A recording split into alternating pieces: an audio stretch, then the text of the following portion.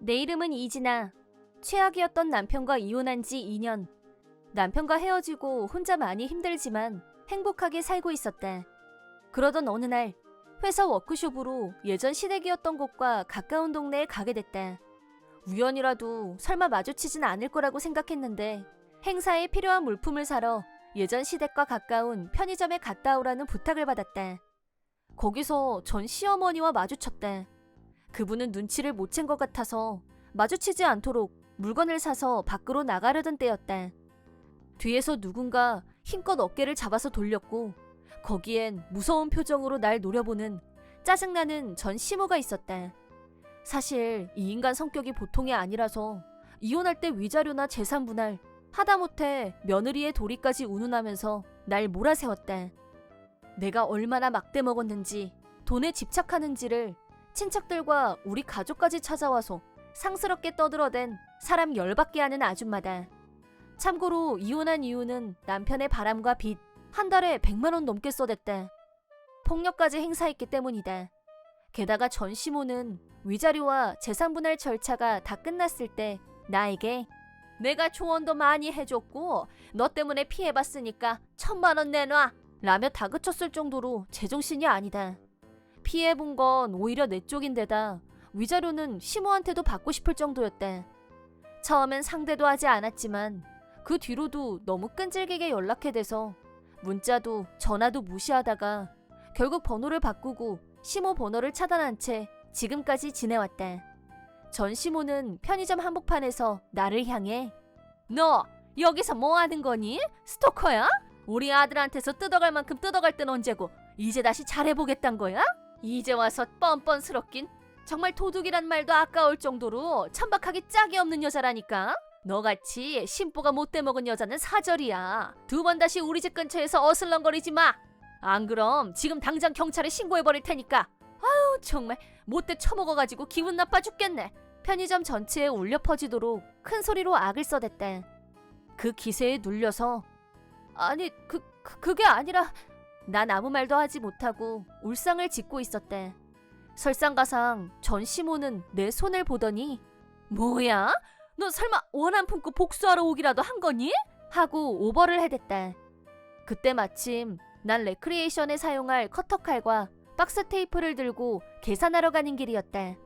아니요, 이건 회사에서 하고 이유를 말하려고 해도 변명해도 소용없어. 당장 경찰서로 가자. 라며 내 팔을 붙잡고 억지로 가게에서 끌어냈다.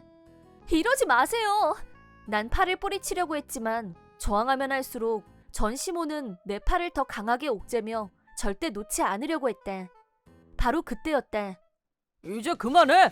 하고 회사 사장님이 내가 당했던 대로 전 시모의 어깨를 붙잡고 억지로 돌려세웠다. 사장님은 나와 함께 물건을 사러 오셨었다. 그러자 사장님을 보고 놀란 전 시모는 조금 전까지 보이던 그 기세는 어디 갔는지 갑자기 태도를 바꿔서 어머머, 사장님, 저 이건 얼버무렸고 변명해도 소용없어. 이런 곳에서 일방적으로 욕을 퍼붓는 게 더 기분 나빠. 사정을 다 알면서 잘도 그런 소리라는 당신의 그 정신머리를 믿을 수가 없구만. 우리 회사에선 당신 남편은 2번 다시 고용하지 않겠네. 사장은 버럭 화를 냈다. 하얗게 질린 전 시모는 저희 남편은 아무 잘못도 없어요. 다 제 잘못이에요. 놀라게 해서 미안해. 용서해 주렴. 나에게 굽신거리기 시작했다. 사장님은 닥쳐! 2번 다시 이 사람 근처에 얼씬거리지 마. 썩 꺼져! 일침을 날렸고 전 시모는 풀이 잔뜩 죽어 거의 울다시피 그 자리를 떴다. 전 시아버지는 내가 다니는 회사의 하청업자다. 전 시모는 직접적으로 일에 관여하지도 않고 전 시아버지는 정말 좋으신 분이라 지금도 나와 마주칠 때면 우리 안사람 성격이 그 모양이라 험한 일 당하게 해서 미안하게 됐네. 너무 힘든 일을 겪게 했어. 하고 마음을 써주셨다. 내가 민망할 정도로 미안해하시며 저자세로 나오시는데 이혼하기 전에도 친척 어르신들 대하는 법 등 여러 가지로 도움을 주셨었다. 그리고 직장에서도 여러 번 날 도와주시기도 하고 난 그분에게 개인적인 원한이 없을 뿐만 아니라 오히려 감사한 분이었다. 사장님도 진심으로 거래를 끊을 생각은 없으셨다. 그리고 1시간 후 사장님 전화로 전 시아버지로부터 연락이 왔고 전 시모일로 사과하러 온다고 했다. 사장님도 전 시아버지에겐 미안하게 됐다고 하시며 저녁에 두 분이 한잔하러 가신다고 했다. 그런데 다른 일정 없고 밥도 아직 안 먹었으면 진아 씨도 올래? 하고 나에게도 제안하셨고 얼떨결에 그 길로 오랜만에 고급 초밥집에 가게 되었다. 그것만으로도 땡큐였는데 전 시아버지는 우리 못난 안사람 때문에 정말 미안하네. 라는 말을 무한반복하시며 사과하셨다. 사장님과 전 시아버지는 일도 같이 하시지만 전부터 선후배 사이로 알고 지내던 사이다. 그래서 이런 술자리도 하게 된 거다. 그러다 보니 사장님도 내가 남편한테 시달렸던 것도 결국 남편이 바람까지 피웠던 것도 알고 계셔서 나에게 늘 마음을 써주셨다. 그래서 전 시모의 성격도 아주 잘 알고 있었고 그게 전 시아버지의 아내였으니 그 녀석도 그런 여자를 만나지 말아야 했는데. 라든가 그런 악마 같은 여자랑은 빨리 이혼하면 좋을 텐데. 라는 말을 무심코 몇 번 내뱉으신 적이 있다. 그래도 오랫동안 부부로 살았고 전 시아버지는 전 시모가 막대 먹었다는 건 알고 있었지만 전 시모가 육아를 똑바로 못해서 아들, 딸도 그 모양으로 크고 있으니 그 책임을 지기 위해서라도 이혼은 하지 않고 마지막까지 함께할 생각이었다. 하지만 이제 상황이 급격하게 변하게 되었다. 그 일이 있고 얼마 지나지 않아 알게 됐는데 그때 일로 더 이상 참을 수 없게 된 전 시아버지가 당신이랑은 이제 이혼이야. 라고 하셨다고. 전 시모는 내가 이혼하기 전부터 그렇게 나를 괴롭혔었는데도 자기랑 이혼을 안 했으면서 왜 이제 와서 이러냐고 아연실색하며 농담이지? 나랑 이혼하면 당신도 집안일이다 뭐다 곤란할 텐데? 그런 반응을 보였다고 한다. 옛날엔 집안일도 보통 힘든 일이 아니었겠지만 지금은 얼마든지 가사 대행 서비스나 요리까지 해주는 가정부도 고용할 수 있으니 곤란할 건 없다. 자식들을 책임지겠다는 이유 하나만으로 전 시모와 함께 살던 전 시아버지에게 그런 이유는 너무나도 하찮은 부분이었던 모양이다. 그래서 당신이 진아를 그렇게 괴롭힐 때부터 구역질이 날 만큼 당신이 싫었는데 이제 더 이상 못 참아. 이혼해. 그렇게 선언하셨고 거절하고 못 받아들이는 전 시모와 변호사까지 고용해서 이혼했다고 들었다. 그리고 당신 책임이라고 하셨던 아이들은 이제 제대로 책임지고 아빠로서 견실한 성인으로 길러내겠다고 하셨다고 한다. 그때까진 제멋대로 지내왔던 모양이지만 부모가 이혼한다는 걸 알게 된 아이들도 아빠가 없어지면 먹고 살 수 없게 된다는 걸 알자 얌전히 전 시아버지를 따라왔다고 한다. 당연한 일이긴 하다. 우여곡절은 있었겠지만 지금까지 전 시아버지 덕분에 풍족하게 살 수 있었으니까. 엄마랑 같이 살면 가난하게 살아야 한다는 걸 깨달았겠지. 아마 앞으로는 전 시아버지 말도 잘 들으면서 살지 않을까 싶다.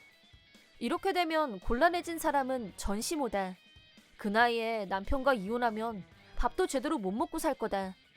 그래서 전 시아버지에게 용서해줘. 나 혼자 어떻게 살라고. 사정했지만 전 시아버지는 며느리를 실컷 괴롭힐 땐 언제고 자기가 힘들어지니까 울면서 매달리는 건 뭐야? 진아는 이혼해서도 열심히 노력해서 혼자 잘 살고 있는데. 극대노하셨다고. 그러자 난 못해. 용서해줘. 여보. 하며 살려달라고 매달렸던 모양이지만 끝까지 전 시아버지는 전 시모를 받아주지 않았다고 한다. 그 후에 전 시모는 생활비를 벌기 위해 알바를 하려고 시도했던 모양이지만 면접에서 죄다 떨어지고 겨우 붙은 곳은 악덕 기업이라서 매일 혹사당하고 있다고 들었다. 당연히 그런 직장은 때려치우고 싶겠지만 그만두면 먹고 살 수가 없으니 지옥 같은 날들을 보내고 있다나? 정말 쌤통이 따로 없다. 대학교 1학년 때 나는 한 음식점에서 알바를 하게 됐다. 체인 음식점이었지만 규모도 작았고 소수 인원이 돌아가면서 근무, 운영되는 분위기였다. 나를 채용했던 점장님은 나이가 50살 정도였고 능력은 있지만 마음씨 좋은 아저씨 같은 느낌이 드는 분이었다. 하지만 얼마 안 있어 그분은 다른 체인점으로 가게 됐고 새로 30 초반으로 보이는 젊은 남자분이 점장으로 오게 됐다. 그때부터 가게 분위기가 조금씩 이상해지기 시작했다.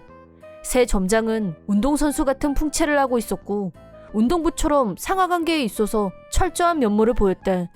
누구라도 자기 말에 반론을 하려고 하면 그 말이 맞건 틀리건 상관없이 뜨거운 기름을 쏟아부은 것처럼 화를 뿜어내는 꼰대 그 자체였다. 알바생이 접시 한 장이라도 깨면 바로 달려와서 다친 데는 없는지 그런 건 관심도 없고 손님들이 보는 앞에서 큰 소리로 다 들리게 화를 냈다.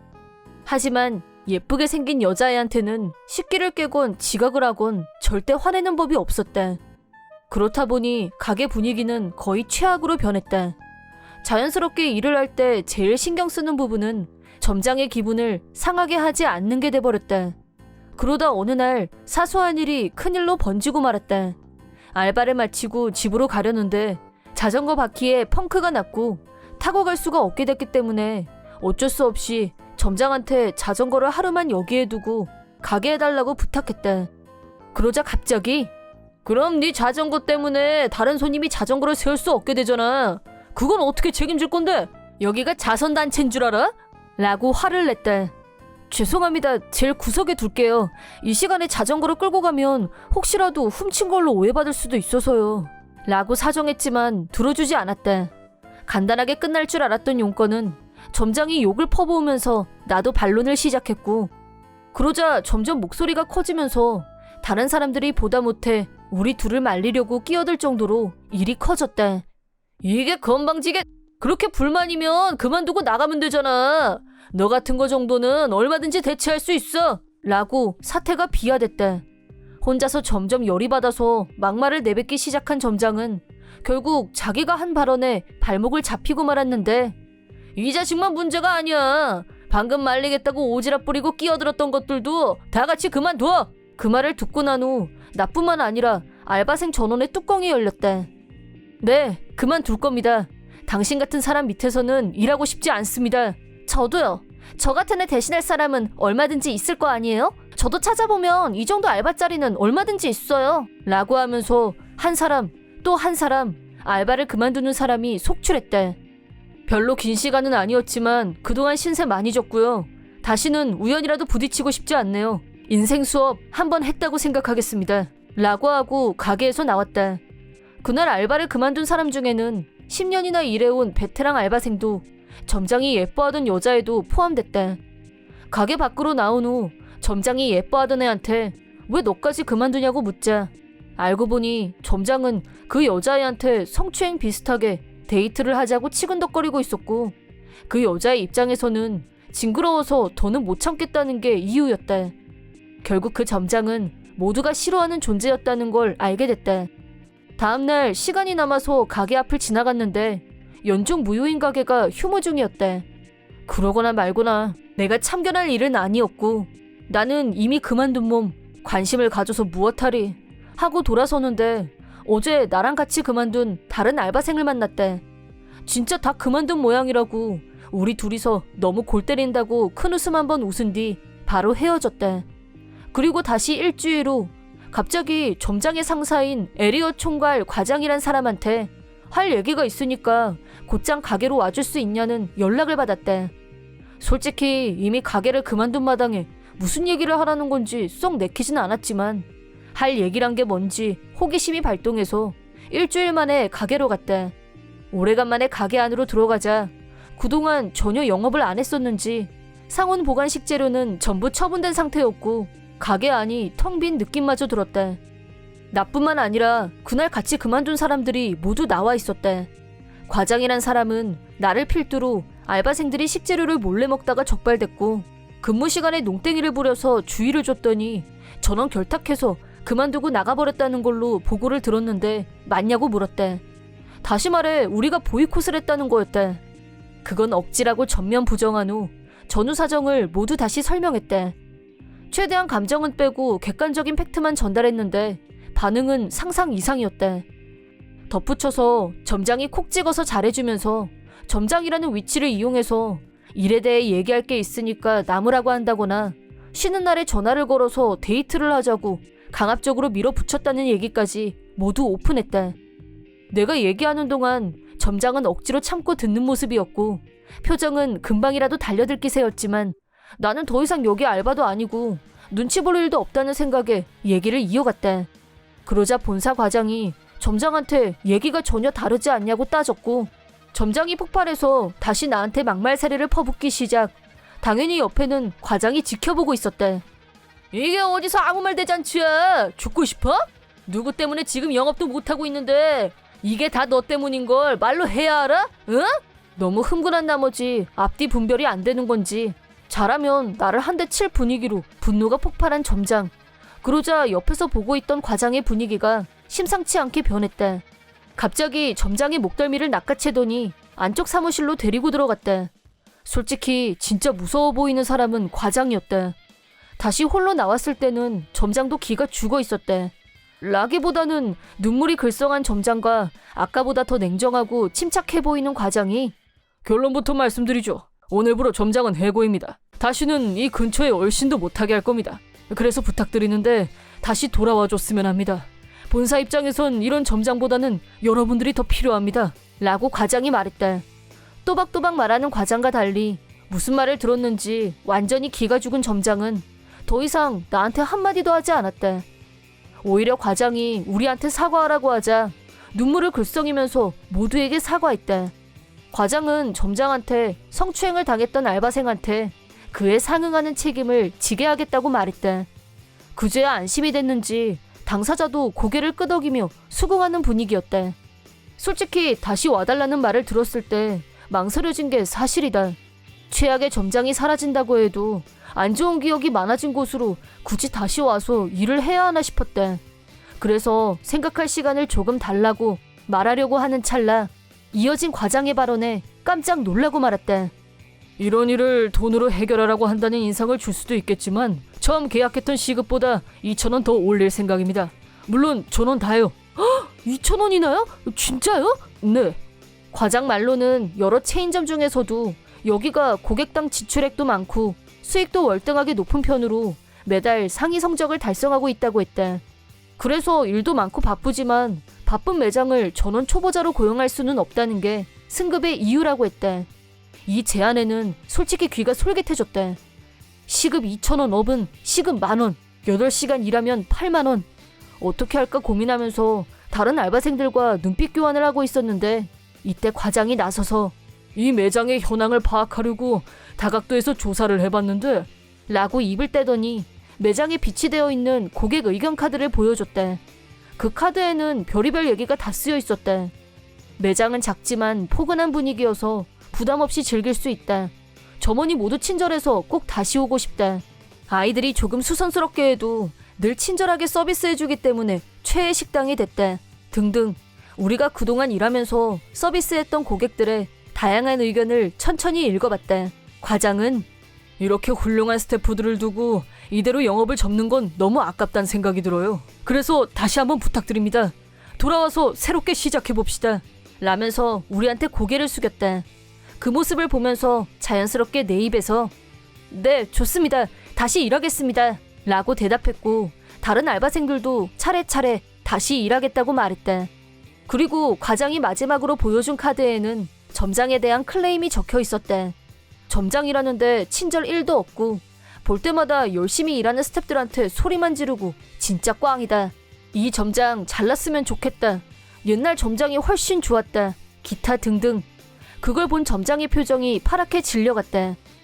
그 후 우리는 다시 새로운 마음으로 손님들을 맞았다. 이번 일을 처리하면서 과장도 깨달은 바가 있었는지 다시 예전 점장님이 컴백하셨다.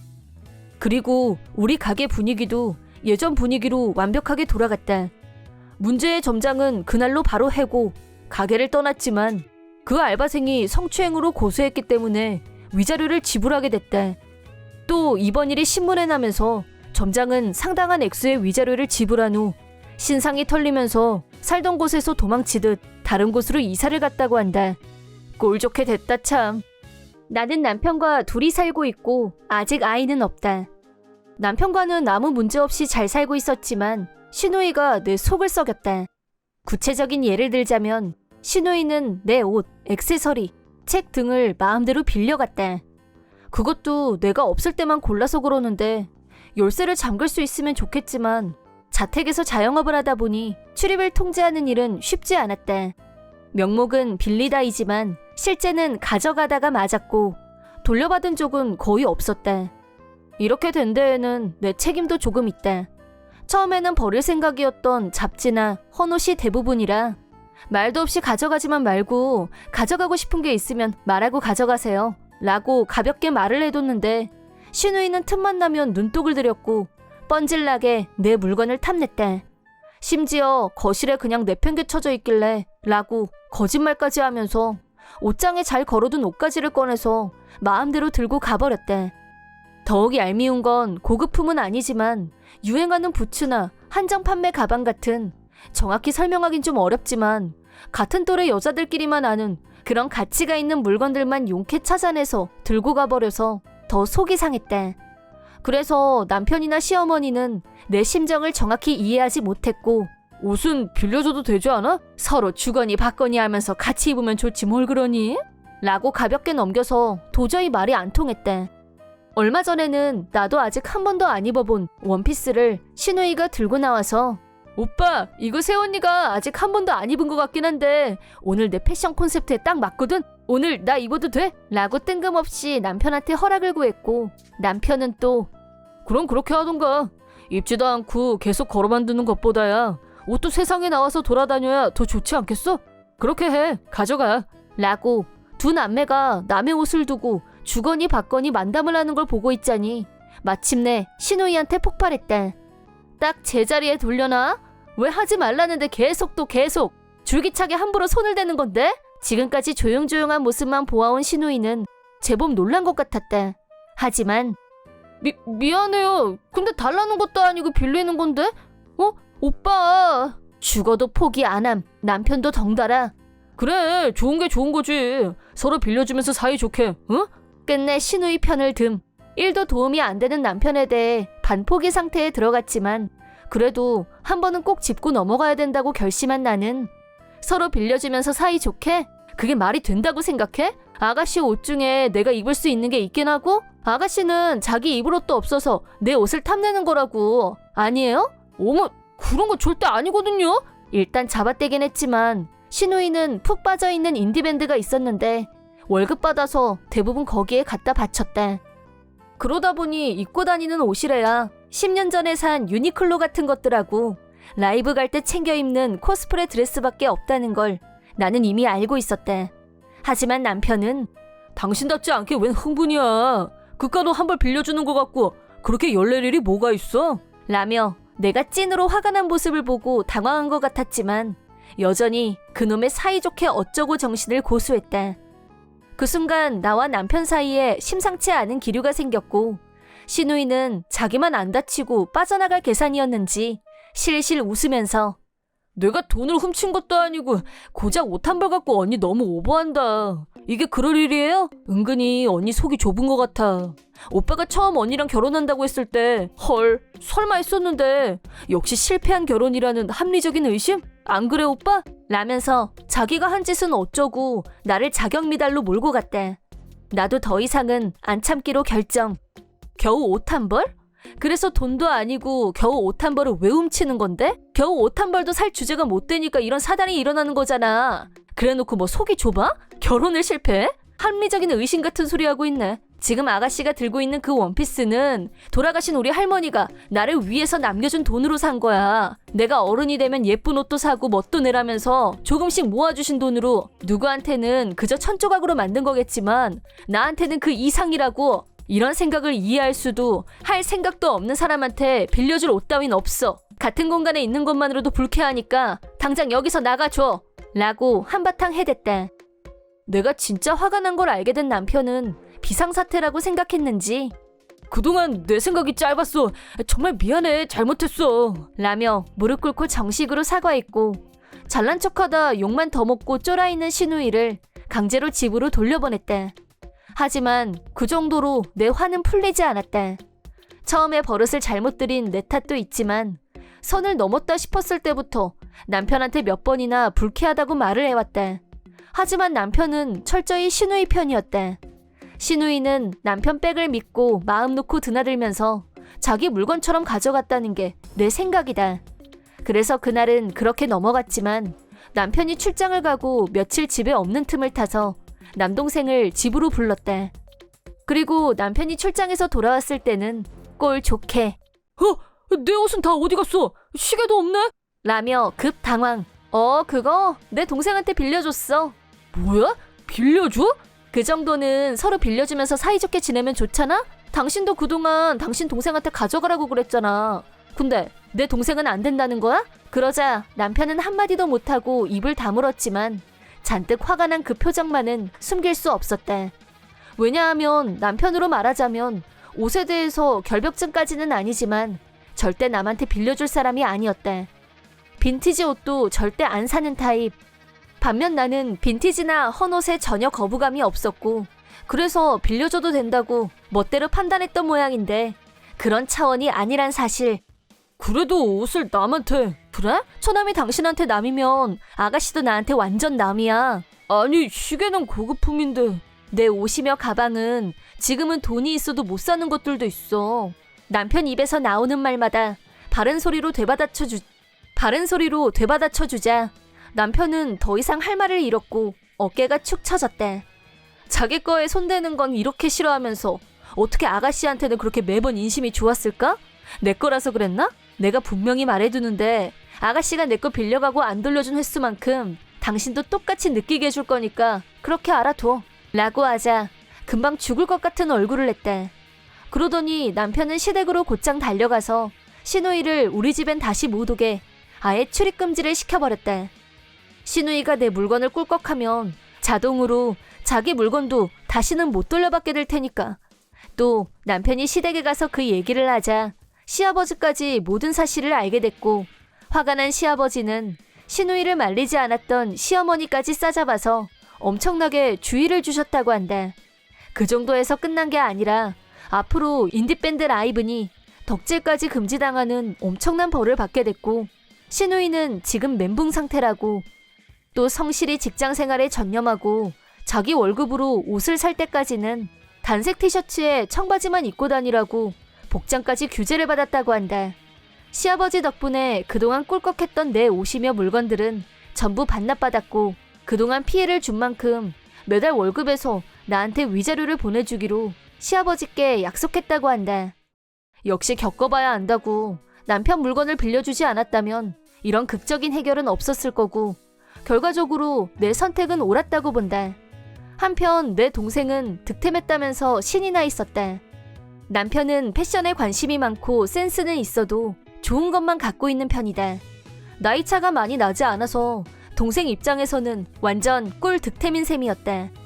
처음에 내가 마음에 드는 게 있으면 빌려가라고 했을 때는 그래도 되냐고 주저하는 눈치였지만 이 일의 배경이 된 사건과 이건 복수행위에 해당한다고 거듭 설명하면서 사양하지 말고 다 빌려가도 된다고 하자 신이 나서 들고 갔다.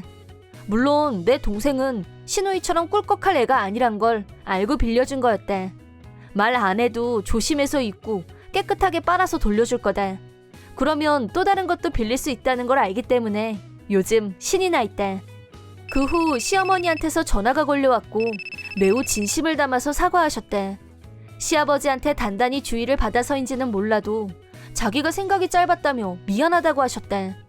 이 일로 인해 시누이는 라이브에 못 가게 됐을 뿐 아니라 라이브용 코스프레 의상도 전부 버리라고 호령이 떨어졌다고 한다. 시누이는 엄청난 충격을 받고 멘붕이 오고 한동안 눈동자에 초점도 없이 지냈다고 하는데 이 모든 건 자업자득일 뿐 그동안 내 옷을 자기 옷처럼 취급했으면서 고맙다는 인사는커녕 되려 내 험담과 인격 모독 발언까지. 나랑 결혼한 게 실패라니 어이가 없어서 참. 그런 말까지 들은 마당에 적당히 눈 감아주고 넘어가는 일은 절대 없을 거다. 좋아하는 라이브에 못 가게 됐지만 당분간 나한테 위자료를 보내야 하기 때문에 월급을 받아도 여유는 없을 테고 더구나 시아버지가 복장까지 규제를 했기 때문에 그 옷차림으로 외출하기도 그렇고 습관적으로 늘 자기 편이었던 남편을 떠올렸을 테고 도와달라고 연락이 왔다는데 남편도 태도가 싹 달라져서 시누이를 완전 손절했다고 한다. 너도 한번 당해볼지어다. 나는 지극히 평범한 샐러리맨으로 아내와 둘이서 살고 있었다. 최강 동안이란 말을 가끔 듣긴 하지만 실상은 서른이 코앞인 아재의 길로 들어섰다.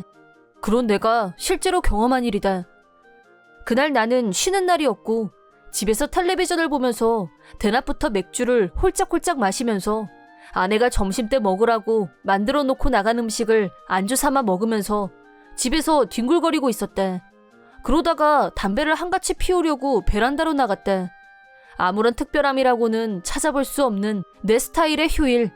그렇지만 이렇게 보내는 게 나한테는 최고의 휴식이었다. 하지만 그날은 달랐다. 아내는 담배를 피우지 않기 때문에 내가 담배를 피우면 집안에서 냄새가 난다고 잔소리를 냈다. 아내의 잔소리를 피하기 위해 그날도 마찬가지로 베란다에서 담배를 피우고 있었다. 베란다에 갖다 놓은 의자에 앉아서 평범한 티셔츠에 고딩 때 입었던 체육복 바지 차림으로 담배를 물고 있었다. 그때 경찰차가 딱 내 앞에서 멈춰섰다. 에? 무슨 일이 있나? 별 생각 없이 경찰차를 보고 있었는데 2명의 경찰관이 차에서 내리더니 빠른 걸음으로 내 쪽으로 다가왔다. 우리 집은 1층이었고 경찰관은 베란다 울타리를 사이에 두고 나한테 말을 걸어왔다. 너 지금 뭐 하는 거야? 에? 저요? 헐. 순간 나는 너무 당황해서 말이 안 나왔다. 이 상황을 이해하려고 내가 무슨 잘못을 저질렀는지 열심히 머리를 굴렸지만 아무것도 생각나는 일이 없었다. 그러자 경찰관은 다시 이렇게 말했다. 너 입은 옷 이 근처 고등학교 체육복 맞지? 고등학생이 담배나 피우고 말이야. 네? 너무 어이가 없어서 목소리까지 이상하게 튀어나왔다. 그래도 다행인 건 이 상황이 이해가 됐고 지갑을 찾으러 방에 갔다 온 후 면허증을 꺼내서 베란다를 사이에 두고 있던 경찰에게 보여줬다. 저 28살입니다. 라고 말하자 경찰관은 면허증을 손에 쥐고 열심히 나와 비교했다. 이거 본인 신분증 맞아? 형 면허증 갖고 나온 거 아니고? 라면서 미심쩍어 했다. 진짜 사진 보면 알지 않나? 엄연히 법적으로 신분을 증명할 수 있는 운전면허증을 제시했는데도 믿지 못하다니 이게 무슨 상황? 라고 생각하면서 주민등록증을 꺼내들었대. 주민등록증도 형 거인지 우리가 알게 뭐야? 라면서 끝까지 나를 의심했고 자기 생각을 꺾으려고 하지 않았대. 처음엔 그러려니 했지만 나도 차츰 짜증이 났대. 그럼 저는 누구라는 말씀입니까? 라고 경찰관한테 엉뚱한 질문까지 던지고 말았대. 그러자 경찰관은 일단 파출소까지 같이 좀 가지. 아파트 입구에서 기다리고 있을 테니까 준비하고 나와. 라고 말했대. 제가 무슨 범죄자예요? 모처럼 쉬는 날에 꼬리식 중이었는데 경찰차는 뭐고 파출소는 뭡니까? 라고 필사적으로 저항했지만 계속 비협조적으로 나오면 본인한테 불리할 수도 있어. 공무집행 방해라고 들어봤어? 라면서 자기들 신분을 이용해서 은근히 협박조로 나왔대. 좋다. 파출소까지 동행은 동의하겠는데 옷 갈아입을 시간을 달라고 했대. 그러자 그러면 중요 증거가 사라지는 거니까 절대 안 되지? 라고 했대. 이게 말인지 방귀인지 고딩 체육복을 입었으니 고딩이란 말인가? 경찰관들 수준이 너무 낮다는 생각밖에 안 들었대. 이런 수준의 경찰관들을 상대로 입씨름을 해봐야 시간 낭비일 뿐이고 이러다 아파트 사람들 눈에 띄면 괜히 나중에 더 귀찮아질 것 같아서 얼른 가서 내가 28살이란 걸 증명하고 깔끔하게 해결하면 그뿐이란 생각으로 경찰차에 올라탔대. 파출소에 도착하자 4명의 경찰관이 나를 둘러쌌대. 그리고 여기에 기입해 라는 명령을 받고 4명의 경찰관이 지켜보는 가운데 서류에 주소 및 개인 인적사항을 기입했대. 그러더니 온 김에 이것도 적으라면서 공술서? 비슷한 걸 내밀었고 내가 에? 뭐 이런 반응을 보이자 다른 경찰 한 명이 복잡하게 생각할 건 없고 내가 말하는 대로만 쓰면 돼. 너는 미성년자임에도 불구하고 네? 아니 잠깐만요. 그건 아니죠. 라고 하고 얼른 펜을 내려놨대. 저는 고등학교 졸업한 지가 10년은 됐고요. 현재 28살이라고 몇 번을 말씀드렸습니까? 라고 강력하게 주장하자 경찰관은 계속 그렇게 거짓말하면서 버티면 우리도 피곤하다고 라면서 한숨을 푹푹 쉬면서 한심하다는 표정을 다른 경찰관은 쓰라면 좀 쓰지 뭐가 이렇게 핑계가 많아? 라고 윽박을 지르는 상황. 나는 어쩔 수 없이 핸드폰을 꺼내서 근무 중인 아내에게 전화를 걸었대. 나 지금 파출소인데 나더러 고딩 어쩌고 하면서 뭘 쓰라는데 좀 와줄 수 있어? 전화기 너머에서 아내가 빵 터지면서 헐? 하는 소리가 들려왔지만 한 10분쯤 있으니까 파출소로 들어왔대.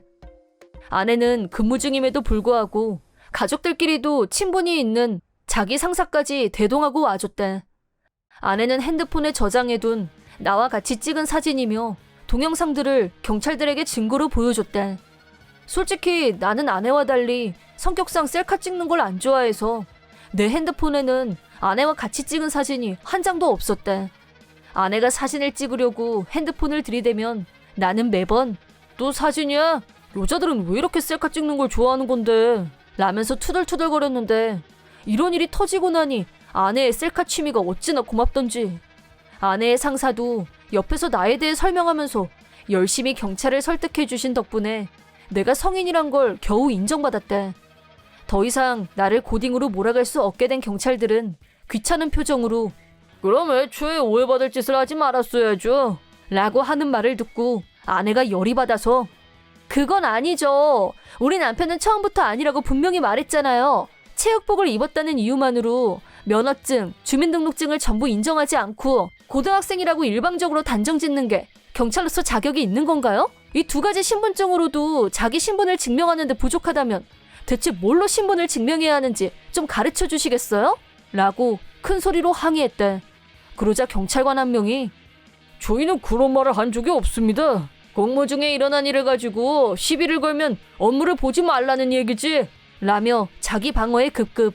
그럼 어느 쪽 주장이 옳은지 좀 더 윗선을 불러서 판정을 내려달라고 하는 건 어떨까요? 나는 신속하게 이 일에 처음부터 개입하지 않은 다른 경찰관 한 명을 붙잡고 상사분을 모셔와 달라고 부탁했대. 그러자 그때 마침 경찰서장이 우리 옆을 지나가려고 하는 걸 발견. 나는 간단하게 상황을 설명하고 핸드폰을 꺼내서 실은 상황이 이상하게 돌아가는 것 같아서 제가 몰래 녹음을 했거든요. 녹음이란 말을 들은 4명의 경찰관들은 순간 표정이 경직됐다. 하지만 바로 눈앞에 경찰서장이 있었기 때문에 내 핸드폰을 뺏을 수도 없고 하나같이 안절부절 못하는 모습이었다. 나는 서장에게 내가 내 집 베란다에서 담배를 피우다 경찰에게 적발된 후 중간부터 녹음하기 시작한 경찰관들과의 대화 내용을 들려줬대. 그러자 경찰서장이 얼굴이 시뻘개지면서 자네들 일을 어떻게 하는 거야? 얼른 이분께 무릎 꿇고 사과 못해! 라고 귀청이 떨어져 나갈 정도로 고함을 치셨고 그 4명은 바로 무릎을 꿇었대. 어찌나 소리가 크던지 바깥에서도 다 들렸고 몇몇 경찰관이 기웃거릴 정도였대. 잠시 후 서장님이 직접 우리한테 다시 사죄를 하면서 2번 다시 이런 일이 일어나지 않도록 해당 경찰관들에게 합당한 벌을 내리겠다는 말씀을 듣고 우리는 집으로 돌아왔다. 그 후 피해 당사자인 내 귀에 들려온 말은 그 4명의 경찰관은 매일 업무로 인한 스트레스며 울분이 쌓인 걸 그런 식으로 풀었고 나 이외에도 다른 사람들에게 억울한 누명을 씌우고 괴롭혀온 전적이 밝혀졌다고 한다. 결국 이번 일을 계기로 일정의 직권남용이 발각되면서 징계 면직 처분을 받고 사실상 해고된다고 들었대. 나는 증거로 녹음이 있었고 아내가 바로 달려와서 열심히 변호하고 힘이 되어줬지만 보통의 경우 경찰들이 둘러싸고 고압적으로 나오면 쉽게 저항할 수 없기 마련이고 억울하지만 일방적으로 당하기만 한 사람들도 분명히 있을 거란 생각이 들었대. 그런 의미에서 자격 없는 경찰들이 해고를 당한 건 사필 규정이랄까? 자업자득이라고 생각한다. 평소부터 아내는 동갑인데 자기보다 내가 더 어려 보인다며 자기 진짜 부럽다. 자긴 동안이라 좋겠지만 난 그 덕분에 졸지에 연상의 여인이 됐는데 이건 어쩔? 근데 내가 혹시 늙어 보여? 나 안 늙어 보이지? 네가 동안인데 내가 왜 손해보는 느낌적인 느낌이 들지?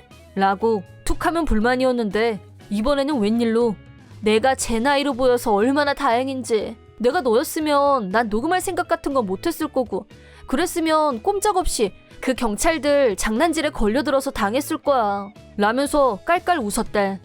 솔직히 동안이란 말을 들을 때마다 기분이 나쁘지 않았고 오히려 득보는 기분이었던 게 사실이었는데 장점이라고 여겼던 동안 탓에 경찰서에 연행되다니 생각지도 못했던 일이다. 담배 피우면서 핸드폰으로 게임한 게 다인데. 아무튼 그 덕분에 악질 경찰관들을 정리했으니 잘된 일이라고 생각한다. 내 이름은 소란이. 아빠는 출장 때문에 자주 집에 없었고 그걸 눈가리개로 삼아 엄마에게 학대를 받으며 자랐다. 그래서 나는 일찍 결혼해서 집에서 독립했다. 우리 집은 제법 잘 살았다. 아빠는 회사를 경영하셨고 사업도 제법 번창했었다. 엄마는 그 돈으로 호화롭게 살면서 수도 없이 해외를 다니며 그때마다 고급 리조트만 골라서 다녔다. 나는 집에 혼자 두고. 사업이 바쁜 아빠는 당연히 못 갔고 나도 집에 두고 가려고 꼼수를 부렸다. 아빠 앞에서 트집 잡히지 않으려고 엄마는 라니는 학교 친구들하고 노는 게 더 좋다고 고집을 부려서 라고 내 핑계를 댔다. 하긴 나도 솔직히 그런 엄마랑 여행을 같이 가고 싶은 마음은 없었지만 만약 내가 나도 가고 싶어 라고 했어도 넌 집에 있으라고 했지 라고 할 게 뻔했다. 본인이 해외 고급 리조트에서 셀럽 놀이를 할 거면 최소한 나도 사는데 불편함은 없게 했어야 하는 거 아닌가? 하지만 엄마는 나한테 유통기간이 지난 음식을 내놓고 이거라도 먹던가 라는 식으로 나를 대했다. 냉장고에 남은 음식, 유통기간이 지난 식빵 등등으로 허기진 배를 달랬던 적도 부지기수였다는 사실. 나에게 이 집은 좋은 추억 따위는 없었고 성인이 된 후 바로 집에서 나와버렸다. 그리고 되도록 집에서 멀리 떨어진 곳에 정착했다. 행운이라면 정말 좋은 사람을 만났고 행복한 결혼 생활을 이어가고 있다는 거. 그러던 어느 날 갑자기 아빠가 회사에서 쓰러졌다는 연락을 받게 됐다. 내 기억 속의 아빠는 일밖에 모르는 사람이었다. 아빠가 맨손으로 세운 회사이기 때문에 아빠가 없으면 회사를 책임질 사람이 없다는 점이 가장 큰 단점이었다. 병원에 도착해서 보니 엄마도 있었다. 천만다행으로 쓰러진 원인은 단순 과로였는데 정밀 검사를 한 결과 아빠 몸에 숨어있던 암세포가 발견됐다. 나는 남편한테 부탁해서 아빠가 입원해 있는 병원에서 가까운 곳에 아파트를 얻었다. 아빠를 위해 말동무도 되어드리고 필요한 물건들을 챙겨드리기도 했다. 하지만 엄마는 병문안조차 거의 오지 않았다. 내가 집에서 독립한 후에도 엄마의 낭비벽은 전혀 달라지지 않았고 엄마의 사치를 뒷받침해준 사람이 아빠였는데도 말이다. 나는 엄마한테 전화를 걸었다. 아빠가 말은 안 하지만 엄마 언제 오나 기다리는 것 같아. 넌 왜 갑자기 안 하던 참견이니? 나도 바쁜 사람이야. 대체 뭐가 바쁘다는 건지. 어차피 아빠가 번 돈 쓰는 거 외엔 하는 일이 없는데. 살림도 안 하는 전업주부가. 내가 알기로 엄마는 직장에 다녀본 적도 없었대. 그래도 내가 계속 따지고 들자. 나 지금 공항이야. 여행 갔다 올 거야. 진짜 너무한다. 아빠가 쓰러진 건 안 보여? 아빠 암 치료는 어떻게 하려고? 계속 병원비 들어갈 텐데? 이제 절약도 좀 해야지. 절약? 네 아빠 죽으면 재산은 거의 다 내 건 알지? 내 돈 내 맘대로 쓴다는데 네가 웬 참견이야. 몇 번이나 말했지만 엄마는 몸과 마음이 모두 지친 아빠를 돌볼 생각이 전혀 없었대. 그런 칙칙한 데는 나 같은 사람하고는 상극이야 라며 아예 말도 못 붙이게 밀쳐냈대. 투명 중인 아빠의 병상을 나 혼자서 지키고 있던 어느 날 아빠 속옷이랑 이것저것 챙기려고 잠깐 집에 갔는데 정말 못 볼 꼴을 보고 말았대. 집에는 모르는 남자와 엄마가 오붓하게 둘이 있었대. 두 사람은 취해서 내가 온 줄도 몰랐고 옷은 그저 걸치고 있는 정도였대. 침실 문틈으로 살짝 보이는 침대 위는 이불이며 시트가 엉망인 상태였대. 나도 더 이상 애가 아니고 아빠가 없는 이 집에서 엄마가 낯선 남자를 집에 끌어들여서 뭘 했을지 순식간에 그림이 그려졌대. 아빠는 지금 병원에 저렇게 누워있는데 어떻게 이럴 수가 있어? 분노에 찬 목소리로 소리치는 나에게 엄마는 너무나 태연하게 말했대. 넌 왜 소리를 지르니? 어려서나 지금이나 맛이 갔다니까. 왔다는 인사도 없이 소리부터 지르고 난리야? 안 그래? 엄마는 불륜남을 향해 눈웃음을 흘렸대. 그 표정만 봐도 두 사람이 어떤 관계인지 충분히 전달됐대. 지금 같이 있는 사람은 대체 누구야? 내가 해외여행 갈 때마다 가이드해주는 분? 통역 담당이라고 해야 되나? 그럼 설마 지금까지 그 많은 해외여행을 다닐 때마다 계속 저 불륜남이랑 같이 다녔다고? 말 조심해. 누구더러 불륜남이래? 그리고 네가 뭔데 참견이니? 내가 누구랑 해외여행을 가건 여행 가서 뭐라고 놀건 무슨 상관이야? 엄마는 목소리를 더 키웠다. 그리고 네 아빠는 곧 죽을 거잖아. 자그마치 암인데 이제 남은 건 거액의 유산과 아직 젊은 나의 육체라고나 할까? 결론은 다 필요에 의한 거다 이 말이야. 필요하다니? 뭐가? 나를 정신적, 육체적으로 만족시켜줄 젊은 피, 재혼 상대지? 엄마는 더 이상 숨길 것도 없다고 생각했는지 불륜남의 가슴에 자기 손을 얹었다. 불륜남은 곧 엄마 수중에 들어올 유산을 노리고 있는 게 분명했다. 우리 다음엔 여기 가자 어쩌고 하면서 엄마한테 막. 다음날 처음엔 아빠한테 모든 걸 말해야 한다고 생각했었다. 엄마가 불륜 중이고 그 남자를 집에까지 끌어들인 거 전부 다. 하지만 막상 병마와 싸우며 앙상하게 변해가는 아빠를 보자 차마 그럴 수가 없었다. 과로로 쓰러진 아빠한테 더 이상 스트레스를 주고 싶지 않았다. 그렇다면 내가 직접. 나는 흥신소를 찾아가 불륜 증거를 모으기 시작했다. 그리고 얼마 되지 않아 아빠는 결국 돌아가시고 말았다. 나는 변호사로부터 아버님 유산에 대해서 드릴 말씀이 있습니다. 라며 만나자는 연락을 받았다. 변호사 사무실로 들어가자 엄마가 먼저 와 있었다. 당당하게 불륜남까지 대동하게 나타난 게 심히 불쾌했다. 엄마와 불륜남은 여행 가방을 들고 있었고 유산 금액이 확정되면 곧바로 해외여행을 가려는 게 너무 노골적으로 드러났다. 변호사는 내가 올 때까지 기다렸다가 이야기를 시작하려고 했지만 기다리지 못한 엄마의 괴성이 이야기를 중단시켰다. 뜸들이지 말고 내 돈 당장 입금시켜. 어차피 얘 몫은 얼마 되지도 않잖아? 배우자인 나랑 비교가 되겠어? 배우자라는 단어를 유난히 강조하면서 옆에는 불륜남을 대동한 꼴이라니. 변호사는 엄마를 향해 담담하게 이렇게 말했다. 사모님 앞으로 남겨진 유산은 없습니다. 뭐? 그때 엄마 표정은 정말 볼만했다. 칼에 찔린 사람처럼 몸이 굳은 듯했고 불륜남도 마찬가지였다. 변호사는 그런 두 사람을 무시하고 나한테 아버님의 유산은 모두 소란이 씨에게 상속됐습니다.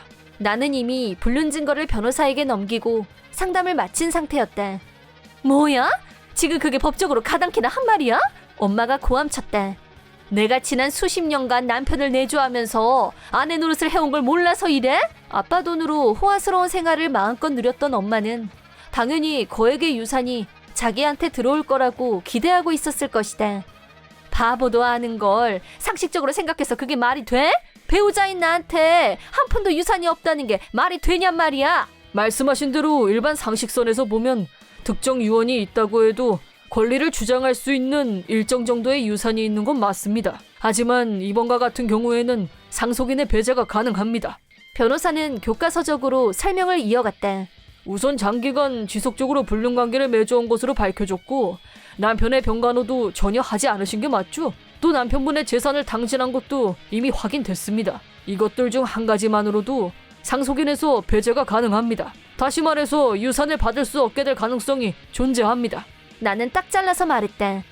그러니까 이건 엄마가 자초한 일이야. 내 말을 들은 엄마의 표정은 더욱 험상궂어졌고 내 멱살이라도 잡을 기세로 달려들었다. 그때 변호사가 엄마한테 잘 생각하세요. 지금 그런 행동이 어떤 결과를 초래할지. 폭행은 형사사건으로 고소가 가능합니다. 엄마는 분노로 표정이 일그러지면서 혀를 찼다. 그게 왜 이유란 건데? 그깟 바람 좀 폈다고 병간호 좀 덜했다고 몇십억이나 되는 재산을 한 푼도 못 받는다는 게 상식적으로 말이 되냐고. 엄마는 격분한 나머지 머리가 헝클어졌다. 똑바로 기억해도 네가 그러고도 변호사야? 그리고 너 소란이 너 두고 봐. 네가 가로챈 내 돈 내가 반드시 되찾아올 거니까. 엄마는 살벌하게 쏘아붙인 후 불륜남을 데리고 사무실에서 나갔다. 그 뒤 엄마는 곧바로 다른 변호사 사무실을 찾아가서 이번 일을 물어봤다는데 역시나 결과는 이번 일은 건드리면 오히려 다친다는 말만 들은 모양이었다. 변호사가 지적했던 오랜 세월 동안 저질러온 불륜, 재산 탕진, 병간호 거부까지 모두 사실이었기 때문이다. 엄마한테서 당장 내 유산 내놔! 라고 전화가 한동안 불이 났었지만 소문으로 엄마가 불륜남한테 차였다는 얘기를 들은 후부터 사람이 확 달라졌다. 우리 집으로 직접 찾아온 엄마는 마지막으로 봤을 때와는 딴 사람처럼 다 낡은 옷차림에 많이 야위어 있었대. 부탁이달라 하니야. 절반이라도 좋으니까 유산 반으로 하자. 그때 네가 본 젊은 애도 도망갔고 수입도 없고 사는 게 너무 힘들어. 그건 나도 충분히 예상했던 바야. 엄마 그동안 아빠 돈 펑펑 쓰면서 살았는데 이제 그 돈줄이 꽉 막혔으니까 이제부터라도 성실근면하게 사는 게 어때? 돈도 벌고 엄마 나이라도 자기 생활 정도는 할 수 있을걸? 그건 싫다. 난 지금까지 남들한테 떠받들여지면서 살았지. 난 밑에 들어가서 일해본 적이 없어. 어련하시겠습니까? 아참, 앞으로 엄마가 이 집에 오더라도 난 여기 없을 거야. 뭐? 나랑 남편이랑 같이 해외로 이주하기로 했어. 현재 우리 재산이 몇십억이잖아. 그럼 나도 같이. 엄마, 한번 생각을 해봐. 엄마가 해외여행을 그렇게 많이 다녔지만 나 데리고 간 적 있었어? 내가 그렇게 반문하자 엄마는 어깨를 축 늘어뜨렸대. 풀 죽은 엄마를 내버려두고 나와 남편은 새로운 곳을 향해 출발했대. 그 후 엄마는 남자들과 어울리는 건 꿈도 못 꿀 정도로 매일 쫓기면서 태어나 처음 경험해보는 파트 근무를 하며 살고 있대. 난 아내와 딸과 함께 살고 있다. 그날 아내는 쇼핑하러 갔고 난 집에서 딸과 새로 나온 영화를 보고 있었다. 딸은 지금 17살이지만 사춘기도 안 왔고 아빠인 나와 아직도 이렇게 영화도 봐주곤 한다. 내 딸이지만 정말 괜찮은 녀석인 것 같다. 그날은 한참 전부터 딸이 보고 싶어 했던 영화 DVD를 내가 빌려와서 같이 보기로 약속했었다. 아내가 같이 보지 않았던 이유는 그 영화가 공포영화였기 때문이다. 아내는 공포영화를 잘 못 보는 편인데 TV에서 예고만 나와도 눈을 가릴 정도로 겁쟁이다. 그래서 그날도 나와 딸이 공포영화를 볼 거라고 했더니 난 쇼핑하고 올 테니까 나 오기 전에 다 봐야 돼? 영화 끝나면 꼭 연락하고 그런 말을 남기고 외출했다. 그래서 우리끼리 공포영화를 감상하고 있었다. 그런데 갑자기 아내한테 연락이 왔다.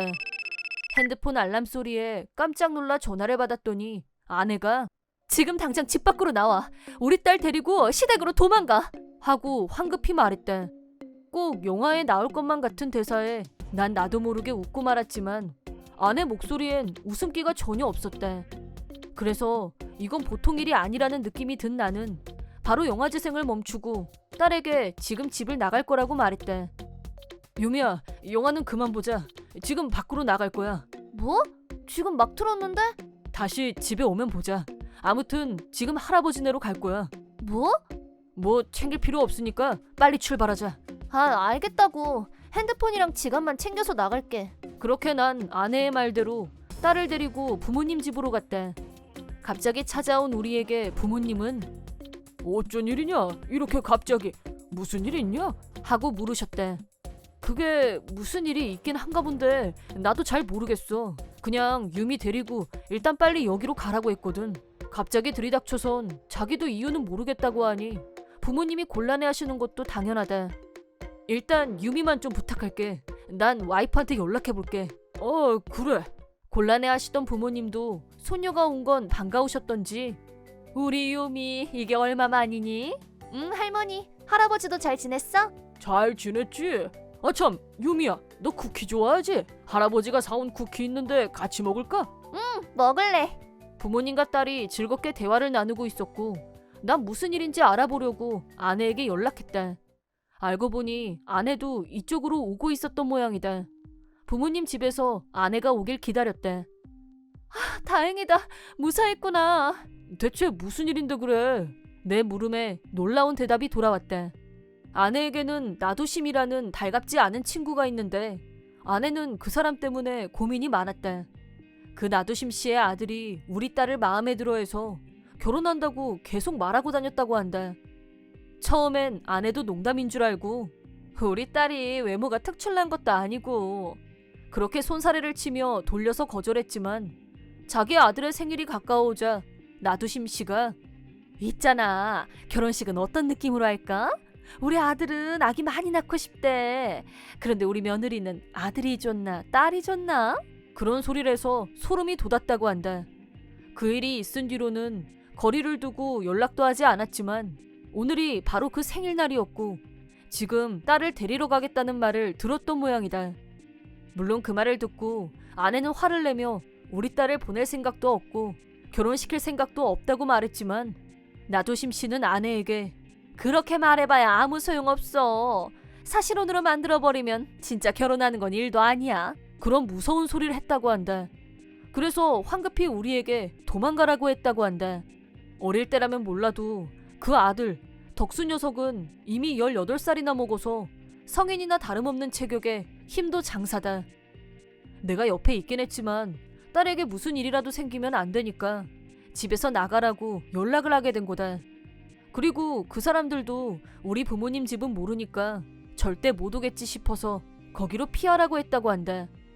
아, 그렇게 된 거였구나. 그나저나 진짜 상정 못한 인간들이네. 유미를 지키려면 급하니까 그렇게 말할 수밖에 없었어. 놀라게 해서 미안해. 아니야, 당연히 그렇게 해야지. 나라도 그렇게 했을 거야. 그런데 어떻게 하지? 지금은 여름방학이라 학교에 안 가니까 괜찮지만 한번 경찰서에 가서 얘기해보는 게 나을 수도 있겠어. 그러게. 죄송하지만 당분간은 유미는 시댁에 맡기고 우리는 경찰서에 가서 상담해보자. 아내와 그렇게 얘기하다가 갑자기 아내의 핸드폰이 울리길래 받았는데 소스라치게 놀랐다. 경찰은 전화로 그 진상모자 2인조가 우리 집에 침입했다는 놀라운 소식을 전해왔다. 그 얘기를 듣고 우리는 유미에게 상황을 설명했다. 그러니까 당분간만 여기 있을래? 있을래. 걔 진짜 짜증난단 말이야. 나랑 무슨 결혼을 한다고. 딸도 금방 받아들였다. 딸은 덕수 녀석한테 스토킹에 가까운 짓까지 당했으니까 싫어하는 것도 당연하다. 사정을 알게 된 부모님도 걱정 말고 유미는 우리한테 맡겨. 괜찮을 거야. 유미가 지루하지 않게 영화도 보고 쇼핑도 같이 하러 갈게. 그렇지 유미야? 응. 이렇게 난 딸을 부모님께 맡기고 경찰서에 가기 전에 상황을 확인하려고 아내와 함께 집에 들렀다. 집에 도착해서 보니까 문이 잠겨 있으니 창문으로 침입했는지 창문이 깨져 있었다. 집 상황을 확인하고 있었더니 이웃분이 나와서는 아, 돌아왔구나. 그 집에 못 보던 사람들이 왔네 싶었는데 창문을 깨고 들어가길래 경찰에 신고했어. 고맙습니다. 신고해 주셔서 정말 다행이에요. 저희도 지금 경찰서 가서 자세히 알아보려고요. 괜찮은 거야? 유미가 뭐가 어쨌다느니 얘기하던데. 자세한 얘기는 또 나중에 말씀드릴게요. 조심히 다녀와. 그리고 우리는 경찰서로 가서 경찰관에게 자세한 얘기를 들었다. 들어보니 그 진상모자는 아내에게 전화한 후에 정말 우리 집으로 찾아갔는데 문이 잠겨 있어서 안으로 못 들어가니까 우리가 딸을 감추고 있다고 멋대로 짐작해서 마당으로 난 창문을 요란스럽게 깨고 안으로 들어갔다고 한다. 우리는 이미 집을 나온 뒤였고 집에는 아무도 없었지만 딸을 찾아내려고 집안을 엉망으로 만들어놨다고 한다. 그리고 경찰서에서 우리를 보자마자 유미 어디 있어? 어디다 숨겼어? 내 마누라 내놔! 고함을 치며 달려들었다. 하지만 경찰서 아니었으니 그들은 바로 진압되었다. 그리고 우리는 경찰에게 여러 가지 얘기를 더 들을 수 있었는데 그 두 사람은 정말로 우리 딸을 공격하려고 했는지 소지품에서 수면제와 밧줄 같은 것까지 나왔다고 한다. 그 얘기를 듣고 난 얼굴이 파랗게 질렸다. 물론 그 두 사람이 나와 딸이 있을 때 왔더라도 무슨 일이 있어도 딸의 털끝 하나 건드리지 못하게 했었겠지만 내가 없을 때 딸한테 접근했으면 어쩔 뻔했나 싶어서 등골이 오싹했다. 그래서 우리도 딸을 이대로 집에 있게 해도 될지 고민하고 있었는데 이번 일이 나두심 씨의 부모님 귀에 들어가게 되었고 그분들이 바로 손을 써주셨다. 먼 길을 달려오셔서 하마터면 아주 큰일 날 뻔했어. 우리 딸이랑 손자는 우리가 책임지고 얼씬도 못하게 하겠네. 그러니까 용서해주게. 라고 하시며 머리를 숙이셨다. 이번엔 미수에 그쳤으니 그 두 사람이 감옥에 갈 것도 아니고 곤란해하고 있었는데 부모님이 그렇게 해주신다니 감사한 일이었다.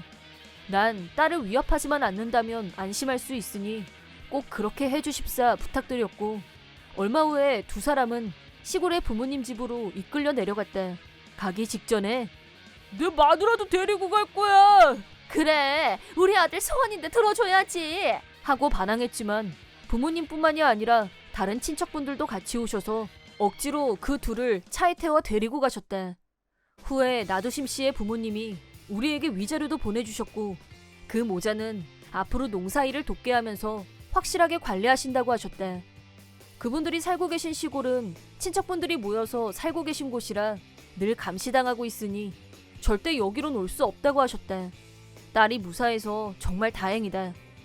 그들은 철창 신세는 면했지만 정가는 생겼으니 이제 두 번 다시 마주칠 일이 없길 간절히 바란다. 내 이름은 마상철. 아내인 장미인과 둘이 살고 있는 29살 회사원이다. 결혼 3년 차로 아이는 없다. 난 옛날부터 아이를 좋아해서 빨리 아이를 가졌으면 했는데 아내는 아직 낳기 싫다고 고집해서 결국 아이 없이 산 지 3년이 흘렀다. 아내는 전업주부인데 헬스장에 가거나 뭔가를 배우러 다니기도 하면서 알차게 살고 있었다. 결혼할 때 아내가 전업주부를 하고 싶어 했고 난 아내를 행복하게 해주고 싶어서 웬만하면 자유롭게 지낼 수 있게 해주었다. 하지만 솔직히 요즘 아내가 너무 제멋대로인 것 같다는 생각이 들어 불만이다. 아내는 친구가 많아서 술 마시러 간다면서 밤늦게 귀가하는 날이 잦아졌다.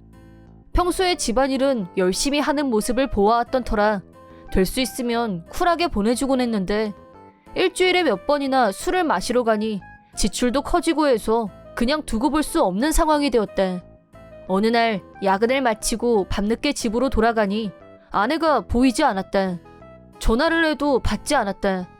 걱정돼서 집 밖도 둘러보고 하면서 기다리고 있었는데 결국 아내는 그날 귀가하지 않았다. 잠도 못 자고 거실에서 아침을 맞이했는데 현관문이 열리는 소리가 들렸다. 얼른 현관으로 달려갔더니 한껏 차려입은 아내가 쭈뼛거리며 서 있었다. 뭐라다 이제 집에 오는 거야? 라고 화내자 아내는 친구네 집에서 술 마시다 잠이 들어서 그렇게 말하며 웃으면서 대충 넘어가려고 했다. 아무리 그래도 아침에 들어오는 건 그냥 넘어갈 수 없다고 했더니 맨날 집안일 하느라 힘든데 가끔 노는 게 어때서? 라고 적반하장. 그리고 반성하기는커녕 그날부터 가끔 외박을 하기 시작했다. 다음 달 결혼기념일을 앞두고 반년이나 전에 리조트 호텔을 예약해 놓았는데 우리 관계는 점점 나빠지기만 했다. 며칠 후 아내에 대한 불신을 품고 있던 날 더욱 실망하게 하는 일이 벌어졌다. 거실에서 서류를 정리하고 있었는데 내 명의로 된 신용카드 명세서가 눈에 띄었다. 난 현금을 주로 사용해서 카드는 만일을 대비해서 가지고 있는 거라 거의 사용하지 않았다. 그런데 명세서를 확인해보니 한 달에 100만 원이나 되는 금액이 청구된 것이다. 놀라서 자세히 확인해보니 음식점이나 호텔비가 대부분이었다.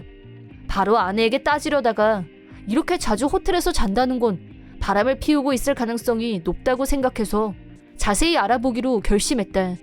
마음은 먹었지만 혼자선 뭔가 불안해서 직장 동료에게 도움을 요청했다. 그러자 동료는 마치 자기 일이라도 되는 것처럼 화를 내며 불륜 조사를 도와준다고 했다. 그런 것도 모르고 아내가 오늘 술자리 있어서 늦을 거야 라고 연락했길래 바로 아내를 미행하기로 했다. 동료와 함께 집 앞에 숨어 기다리다가 몰래 아내를 뒤따라갔더니 아내는 평범한 술집으로 들어갔다. 들키지 않게 우리도 조심히 들어가서 아내가 보이는 자리에 앉았다. 얼마 후 아내의 테이블에 근육질의 젊은 남자가 등장했다. 내가 가까이 가면 들킬 테니까 동료에게 그들의 대화를 가까이에서 녹음해달라고 부탁했다. 동료가 아내가 앉아있는 자리 근처의 카운터석으로 이동해서 핸드폰으로 대화를 제대로 녹음할 수 있었다. 내가 있는 자리로 돌아온 동료가 준 거 제대로 잡았어. 빨리 가자. 라고 장담했다. 자리를 옮겨서 바로 음성 파일을 들어봤는데 아내와 불륜남이 여행 계획을 세우고 있는 대화가 또렷하게 녹음되어 있었다. 두 사람이 주말 여행을 계획하고 있다는 걸 알아냈다. 그때 난 한 가지 사실을 깨달았다. 아내가 불륜남과 여행을 계획하고 있는 날은 우리의 결혼기념일이었다. 리조트 호텔을 예약한 것도 있고 불륜 여행을 계획하다니 도저히 용서할 수 없었다. 동료와 술을 진탕 마시고 집으로 가니 아내도 집에 막 돌아온 상황이었다. 아무 일도 없었다는 듯이 아내는 왔어? 라고 하더니 주말에 친구와 여행을 간다고 했다. 이번 주말은 결혼기념일이잖아. 리조트 호텔 예약한 거 잊었어? 라고 물어보자 아내는 당혹감을 감추지 못했다. 적어도 불륜 여행을 취소하고 결혼기념일을 우선시한다면 이혼은 하지 말자고 생각했지만 아내는 벌써 친구랑 약속해버렸으니까 리조트 호텔은 그냥 취소해. 라며 망설이지도 않고 불륜남을 선택했다.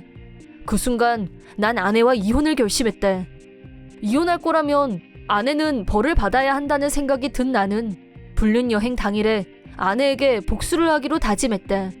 아내와 불륜남의 대화를 통해 여행지까지 KTX를 타고 간다는 걸 알고 있었던 나는 여행 당일에 역에 숨어서 기다리기로 했다.